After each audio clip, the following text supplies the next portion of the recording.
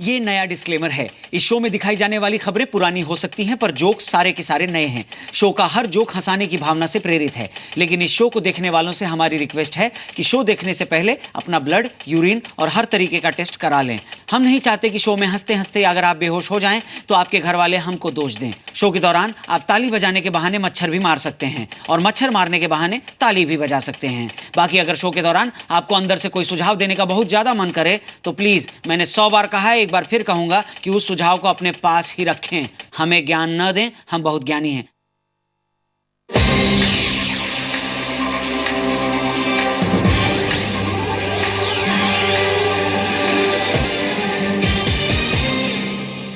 वैसे मैं ये कह रहा था कि आजकल लोग सबसे ज्यादा घरों या दफ्तर में नहीं रहते, बल्कि कंफ्यूजन में रहते हैं। और कंफ्यूजन भी छोटी मोटी नहीं, डायनासोर जितनी बड़ी कंफ्यूजन। अब कंफ्यूजन के अलग अलग लेवल होते हैं, जैसे कि आज आलू के साथ कौन सी सब्जी बनाएं, आज इंस्टाग्राम पर पैर के किस नाखून की फोटो लगाएं, व्हाट्सएप पर जो मार्केट में नया फॉरवर्ड करो वाला मैसेज आया वो किस किस को फॉरवर्ड करें, गुटखे के साथ कौन सा वाला तंबाकू खाए, हालांकि तंबाकू खाना स्वास्थ्य के लिए हानिकारक होता है। मुकेश हराने याद है ना आपको, पिक्चर से पहले इनका दिखाया जाता था। आगे वाली कंफ्यूजन, किस लड़की पर, पड़ोस की किस लड़की के अफेयर पर उंगली उठानी है, ये भी कंफ्यूजन। मेट्रो के दरवाजे दाएं खुलेंगे या बाएं खुलेंगे, ये भी कंफ्यूजन। सर जी, किस पर आज कौन सा नया इल्जाम लगाने वाले हैं, ये भी कंफ्यूजन। आज यूपी में कौन सी चीज बैन होने वाली है, ये भी कंफ्यूजन। आज दिन खत्म होते होते तमिलनाडु के सीएम कौन रहेंगे, ये भी कंफ्यूजन। और मोदी जी अगला कौन से देश का दौरा करेंगे, ये भी कंफ्यूजन। लेकिन आप अगर ध्यान दें तो इंसान के कुल औसत आयु में जितने घंटे, मिनट और सेकंड होते हैं ना, उनसे कहीं ज्यादा कंफ्यूजन होती है। अगर आज के टाइम में हर कोई किसी एक बात पे श्योर है तो वो ये कि फन की बात आएगा और रौनक उसे लाएगा। नमस्कार, प्रणाम, जोरदार तालियां, स्वागत, जय हिंद बोलते हुए दिखा दो आज के शो में क्या है खास, यानी फैंटास्टिक 5। ये देखिए, दाऊद के वेंटिलेटर तक पहुंचा बउआ। एएपी आप बनी एनएपी नाप, यानी आम आदमी पार्टी बनी नाराज आदमी पार्टी। स्वच्छ भारत अभियान पर प्रियंका हुई सीरियस और रौनक ने की नवाज शरीफ की बोलती बंद, यानी लो कर लो बात पाकिस्तान के प्राइम मिनिस्टर नवाज शरीफ के साथ। वैसे पिछले दिनों एक और खबर आई कि दाऊद इब्राहिम की मौत हो चुकी है। यस, ये अफवाह थी, फिर पता चला ऐसा बिल्कुल भी नहीं है। हाँ, ऐसा हो भी कैसे सकता है। दाऊद को तो हमारी सरकार 2014 में ही कराची में घुसकर पकड़ लाने वाली थी। जब तक वो नहीं पकड़ेंगे दाऊद मर भी कैसे सकते हैं। खैर, बाद में पता लगा कि ऐसा कुछ नहीं हुआ है। इस खबर में इतना ही दम था जितना राजनाथ सिंह की कड़ी निंदा में होता है। खैर, 3 दाऊद ऐसे हैं जिनकी तस्वीर अगर मैं आपको दिखाऊंगा तो हाँ, अपनी हंसी रोक नहीं पाएंगे। ये भी हो सकता है इन दाऊदों को देखकर कि दाऊद खुद अपनी मर्जी से अपनी जान दे दे। देखिए फोटो दिखाइए। लेकिन सुब्रमण्यम स्वामी ने अपने खुफिया सूत्रों से बताया है कि चाइना में है दाऊद और बीजिंग के अस्पताल में नकली जयपुरिया टांग लगवा रहे हैं। देखा, मैं ना कहता था कोई कितना भी भाग ले, अंत में लात इंडिया की ही पड़ेगी, है कि नहीं। वैसे जब ये अफवाह फैली कि कराची के अस्पताल में वेंटिलेटर पर दाऊद की मौत हो गई है, तब मैं बड़ा खुश हुआ। एक सेकेंड, किसी के मरने पर नहीं खुश हुआ मैं। किसी के मरने पर खुश नहीं होना चाहिए, ऐसा मेरे देश ने मुझे सिखाया है। क्यों किसी के मरने पर खुश हूं मैं तो खुश इस वजह से हुआ था कि चलो पाकिस्तान में कम से कम अस्पताल तो है और उन अस्पतालों में वेंटिलेटर तो है और वो वेंटिलेटर चलते भी तो हैं। वैसे चलेंगे क्यों? अगर आप ध्यान से देखो तो पूरा का पूरा पाकिस्तान वेंटिलेटर पर चल रहा है। क्यों? आगे बढ़ते हैं। न्यूयॉर्क में हाल ही में हुए एक इवेंट में प्रियंका चोपड़ा एक अजीब सी ड्रेस पहने नजर आई।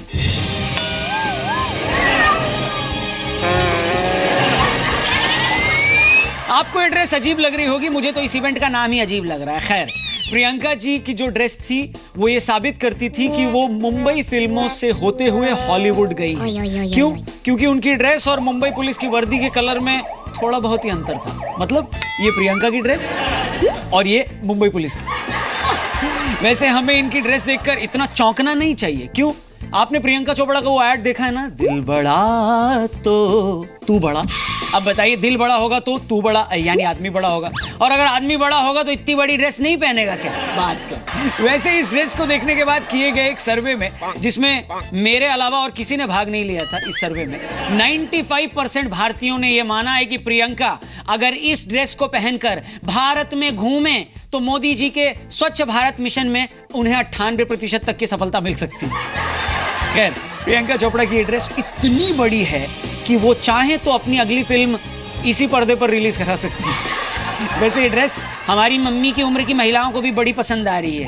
वो कहती हैं, बेटा प्रियंका कभी यही ड्रेस पहनकर अगर घर आ जाए ना, तो उस दिन अगर बाई नहीं भी आए तो अपने आप पोछा लग जाएगा। खैर, प्रियंका ये ड्रेस पहनकर उस वक्त नजर आई हैं जब आम आदमी पार्टी में खूब बवाल मचा हुआ। उनका ये ड्रेस पहनकर आना इस बात का इशारा है कि अगर आप झाड़ू वालों से परेशान हैं तो ये टाइम पोंछे वालों का है। वैसे केजरीवाल जी और प्रियंका चोपड़ा में एक समानता भी है। क्या? दोनों अक्सर बाहर रहते हैं। मतलब केजरीवाल सर आपे से बाहर रहते हैं और प्रियंका चोपड़ा देश से बाहर। Thank you. आगे आइए अब बात करते हैं बाहुबली की। पिछले हफ्ते रिलीज हुई बाहुबली ने सारे रिकॉर्ड्स तोड़ दिए हैं और एक नया रिकॉर्ड बनाया है। क्या? सबसे ज्यादा रिकॉर्ड बनाने का रिकॉर्ड। खैर, बाहुबली से पहले जिस किसी ने इतने रिकॉर्ड बनाए और तोड़े थे उसे हम सचिन तेंदुलकर के नाम से जानते हैं। तालियां! भगवान के दर्शन हो गए, उनका नाम ले लिया, उनकी फोटो दिखा दी, अब शो अच्छा जाएगा। वैसे पहले ही दिन सबसे ज्यादा कमाई करने का रिकॉर्ड भी इसी फिल्म ने बनाया, लेकिन लोगों को अभी पूरा सच पता नहीं है।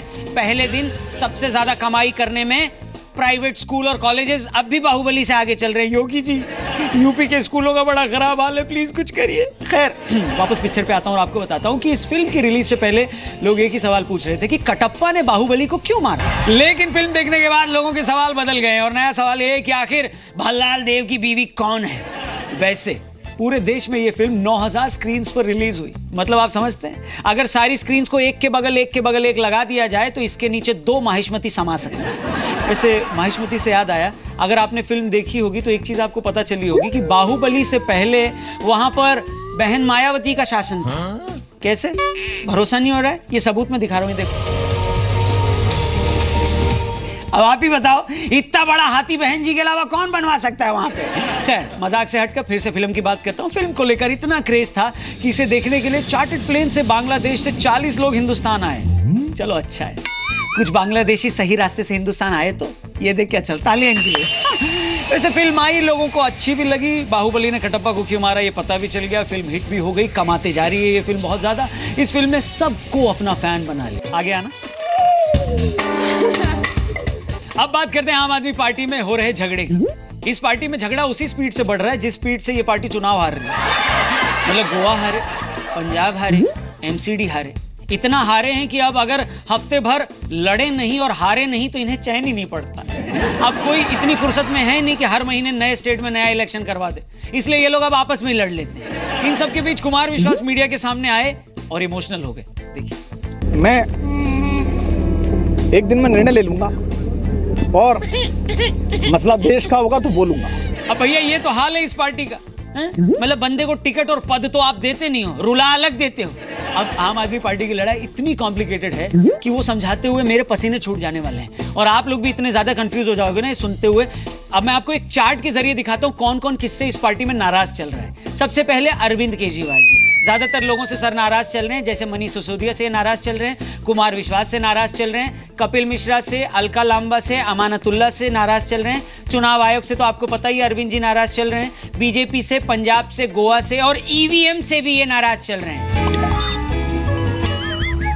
अब बात कुमार विश्वास की। कुमार विश्वास जी भी अरविंद केजरीवाल जी से नाराज चल रहे हैं, जो कि अमानतुल्लाह से नाराज हैं। कौन? अरविंद केजरीवाल जी। और अमानतुल्लाह से कुमार विश्वास भी नाराज हैं। क्यों? क्योंकि अमानतुल्लाह बीजेपी से नाराज हैं और वो कहते हैं कि बीजेपी के एजेंट है कुमार विश्वास, इसलिए ये दोनों एक दूसरे से नाराज हैं। इस बात से मनीष सिसोदिया भी नाराज हैं, जिनसे अरविंद केजरीवाल जी नाराज हैं। और मनीष सिसोदिया जी उस आदमी से भी नाराज हैं जिसने उनका ट्विटर अकाउंट हैक किया है। लेकिन कुमार विश्वास बीजेपी से नाराज नहीं है, इसीलिए अमानतुल्लाह कुमार विश्वास से नाराज है, जिसके कारण कपिल मिश्रा अमानतुल्लाह से नाराज हैं इस बात पे कि तू कुमार विश्वास से क्यों नाराज है मेरे भाई।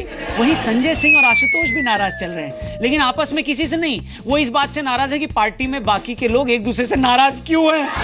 वहीं पार्टी के बाहर नाराज होने वालों में अन्ना हजारे भी हैं। इनकी नाराजगी एक वजह यह है कि किरण बेदी जी केजरीवाल से नाराज हैं। इन सब के बीच दिल्ली की जनता इस बात से नाराज है कि उसे फ्री वाईफाई का पासवर्ड अब तक क्यों नहीं मिला। इतनी नाराजगी। केजरीवाल जी ठीक कहते थे, वो पॉलिटिक्स बदलने आए हैं। इस पॉलिटिक्स में कोई एक दूसरे से झगड़ता और लड़ता नहीं है, बल्कि नाराज होकर बैठ जाता है, बात ही नहीं करता। खैर, अब टाइम आ गया कि केजरीवाल जी की इस पार्टी का नाम बदलकर हम नाप रख दें, मतलब नाराज आदमी पार्टी। वैसे कोई बता रहा था कि आम आदमी पार्टी का आजकल फेवरेट गेम कौन सा चल रहा है पता है आपको? Angry bird. और बीजेपी का फेवरेट गेम हमेशा से टेंपल रन ही रहा है। तालियां। Okay bye. बॉस, वक्त हो गया उस सेगमेंट का जिसका खौफ आजकल पड़ोसी मुल्क में भी चल रहा है। ये मांगने को तो हमसे कई चीजें मांगते हैं, लेकिन अगर मैं अपने शो में उधर के लोगों का इंटरव्यू ले लूं तो इनके पेटों में मरोड़े उठने लगती हैं। याद है? वैसे आज के सेगमेंट में हम इंटरव्यू लेने वाले हैं नवाज साहब का। थोड़ा रुक नहीं सकते, गलत फोटो लगा दिया। नवाज शरीफ की बात कर रहा हूं, नवाजुद्दीन सिद्दीकी। खैर, आगे बढ़िए, इंटरव्यू दिखाते आगे। बिल्कुल ताली बजाने की जरूरत नहीं है, क्योंकि हमारे साथ पाकिस्तान के प्राइम मिनिस्टर नवाज सिर्फ नाम से शरीफ। और ये प्राइम मिनिस्टर सिर्फ इसीलिए हैं क्योंकि आर्मी ने अब तक इन्हें हटाया नहीं है। खैर, इनकी नीयत तो साफ है नहीं। नवाज साहब अगर चाहें तो थोड़ा गला साफ कर लीजिए अपना। Very good. अच्छा है। वैसे हिंदुस्तान के इतने बड़े चैनल पर आपको आने का मौका मिला, कुछ कहना चाहेंगे? मैं किस मुंह से आपका शुक्रिया अदा करूं, किस मुंह से शुक्रिया अदा करूं? शुक्रिया कहने की जरूरत भी नहीं है आपको। बस मैं आपसे आपकी हैसियत का अंदाजा दिलाने वाले कुछ सवालात पूछूंगा, ठीक है? आपका हक है। उम्मीद है आप साफ साफ जवाब भी देंगे नवाज साहब। इंशाल्लाह आज अल्लाह के फजलो करम से आमना सामना हमारा हो रहा। आप हमारा सामना क्या करेंगे नवाज मियाँ, क्या करेंगे? आमना सामना मैं खुशी की बात से, खुशी के हवाले से कह रहा हूँ। अरे खुशी और आपसे मिलके सवाल ही नहीं पैदा होता। बात कर। और मैं आपको यकीन दिलाता हूँ कि इंशाल्लाह हालात बदलेंगे। हालात बदलेंगे? आप हालात बदलेंगे? हालात खराब भी आप ही की वजह से हैं। एक तो नाम है पाक, लेकिन हरकत नापाक। 65, 71, करगिल, ये सब याद है आपकी आर्मी को? क्या कहते हैं आप अपनी आर्मी से? याद है या नहीं याद है आपको? हाँ, उनको तो खैर अच्छे तरीके से याद होगा, लेकिन वैसे भी आपकी आर्मी आपकी कहाँ सुनती है। उल्टे आप जब भी पैखाने जाते होगे ना तो उनसे पूछ के जाते होगे कि सर एक नंबर जाऊं क्या अपनी आर्मी से? हैं? ये हमारा फर्ज है भाई, फर्ज। फर्ज की बात तो करो ही मत नवाज साहब, आपको सूट नहीं करता। कुछ और कहना है तो कहो। मेरा दिल चाहता कि मैं आपके लिए कुछ करूं। अच्छा, मेरे लिए कुछ करना चाहते हैं तो चुल्लू पर पानी क्यों नहीं ट्राई करते? यहाँ तो पीने का पानी नहीं है, पीने का पानी साफ नहीं है। देख रहे हैं, यही तो मैं कह रहा हूँ आपसे। आपके खुद के हालात इतने खराब हैं और आप हम पर नजर गड़ाए बैठे। मैं चाहता हूँ सारे हिंदुस्तान के सामने आप खुद के हालात बयां करिए, एक एक करके। 2-4 चीजें आराम से सुनो। 2-4 चीजें नहीं है नवाज मियाँ, ढेर सारी चीजें हैं जो आपके हालात बयां करती हैं। एक एक करके शुरू हो जाइए, और चाहें तो फिर से अपना गला साफ कर सकते हैं आप। वेरी नाइस, शुरू करिए। जनता से मैं कहना चाहूंगा आप काउंटिंग करिएगा कि कैसी हालत है इनकी। शुरू करिए एक एक करके। इतनी गुर्बत है यहाँ पे, इतनी बेरोजगारी है। बेरोजगारी है, और कचरा नजर आता है हर तरफ, आगे धूल उड़ती नजर आती है। हाँ, और शहरों का क्या हाल है? गंद पड़ा हुआ है, शहर गंदा हुआ है। बिजली तक तो आती नहीं आपके यहाँ? आती है? कोई रात की गर्मी में सोता है, कोई दिन के अंदर जो है वो बेचारा। और घरों के क्या हाल है आपके यहाँ पे? घर में खाने के लिए पैसे नहीं होते। खाना? बच्चों की पढ़ाई का क्या होता है? बाल बच्चों को पढ़ाने के लिए पैसा नहीं होता। ये तो मैं कह रहा हूँ, पढ़ाई भी नहीं है, 2 वक्त की रोटी मिलती है उनको। और यहाँ पर 2 वक्त का खाना भी कई दफा बहुत सारे लोगों को मुश्किल से मिलता है। हाँ, और नौकरी चाकरी तो है भी नहीं किसी की। है? बेरोजगारी की वजह से लोगों के पास इतने पैसे नहीं है। कितने पैसे नहीं है? अगर कोई घर में बीमार हो जाता है तो इलाज के लिए पैसे नहीं होते। हाँ, और पैसे नहीं होते तो क्या करते हैं? पैसे नहीं होते, जायदाद बेचनी पड़ती है। हाँ, जायदाद कम पड़ जाए तो घर बार बेचना पड़ता है। हाँ, और वो भी ना हो तो लाखों रुपए उधार देने पड़ते हैं जो जिंदगी में इंसान अदा भी नहीं कर सकता। ये तो आपकी हालत है नवाज साहब, ये है आपकी हैसियत। मुंह पहुंच रहे हैं, थोड़ा 2 रुपए का और पूछ लीजिए। हाँ, निकाले रुमाल। हाँ, इतनी खराब हालत है, इतनी खराब हालत है, और फिर भी खुद को। और फिर हम कहें कि हम पाकिस्तानी हैं, बात बनती नहीं है। बॉस, यही तो मैं आपको समझाने की कोशिश कर रहा हूँ कब से। पहले आप अपनी हालत पर नजर डालिए, वहां की आवाम को रोटी कपड़ा मकान दिलाइए और उससे भी पहले हाफिज सईद के दिमाग का इलाज करवाइए। इंशाल्लाह मैं इसका इलाज करवाऊंगा। ठीक है, करवाना पड़ेगा आपको। और कुछ चाहते हैं मुझसे? माफी चाहता हूँ। क्या चाहते हो? माफी चाहता हूँ। वो नहीं मिलेगी। आखिर में कुछ कहना है तो कहिए और निकलिए। अच्छा है, नीयत तो साफ है नहीं, कम से कम गला ही साफ कर लिए। नवाज साहब मेरे साथ मिलके नारा लगाइए, पाकिस्तान। एक सेकेंड, ये नारा नहीं लगेगा। हिंदुस्तान जिंदाबाद। कैसी रही मिस्टर नवाज, सिर्फ नाम से शरीफ? कैसी रही? हिंदुस्तान जिंदाबाद पर इनके पास ताली बजाने के अलावा कोई और ऑप्शन भी तो नहीं है। जय हिंद। निकलिए नवाज साहब, सिर्फ नाम से शरीफ। Thank you.